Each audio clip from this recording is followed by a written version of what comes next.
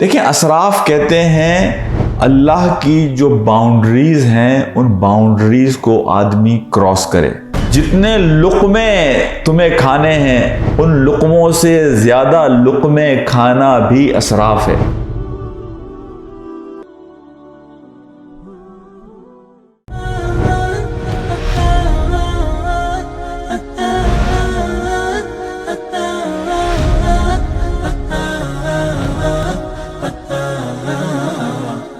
میں ایک بہت مختصر سی بات یہاں کرنا چاہتا ہوں۔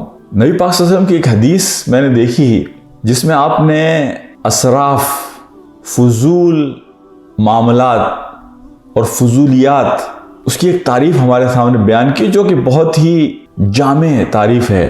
دیکھیں، اسراف کہتے ہیں اللہ کی جو باؤنڈریز ہیں ان باؤنڈریز کو آدمی کراس کرے۔ انسان کی جو ضرورت اور سہولت ہے اس سے زیادہ انسان خرچ کرے، استعمال کرے، وہ اسراف میں آتا ہے۔ آپ صلی اللہ علیہ وسلم نے فرمایا کہ اگر تمہارے سامنے دریا ہو اور تمہیں وضو کرنا ہو تو اس وضو کے لیے بھی تمہیں جتنے پانی کی ضرورت ہے اس سے زیادہ پانی کا استعمال اسراف ہے۔ دیکھیں، بڑی خوبصورت حدیث ہے یہ۔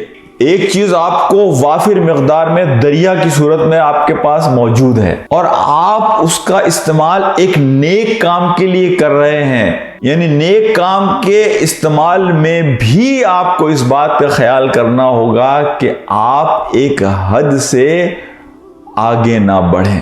تو یہ تو نیک کام تھا، یعنی چیز بھی آپ کے پاس ابنڈنس، یعنی بالکل ایک ایسی مقدار میں ہے کہ جو لامحدود ہے، دریا، اور آپ نیک کام کر رہے ہیں، وضو۔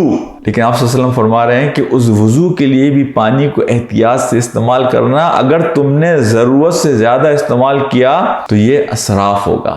جتنے لقمے تمہیں کھانے ہیں ان لقموں سے زیادہ لقمے کھانا بھی اسراف ہے۔ یہ ہمارا دین ہے کہ جو ہمیں میانہ روی سکھاتا ہے، سادگی سکھاتا ہے، عاجزی سکھاتا ہے۔ میرے بھائیوں، دوستوں اور ساتھیوں، ہمیں اپنی زندگیوں میں یہ سادگی، یہ میانہ روی، یہ فضولیات سے بچنا، اپنی معمولات کی حدود ہوں ان کا بھی خیال کرنا۔ اللہ تعالیٰ ہمیں توفیق دے کہ ہم اپنی زندگیوں میں سادگی اور میانہ روی لا سکیں۔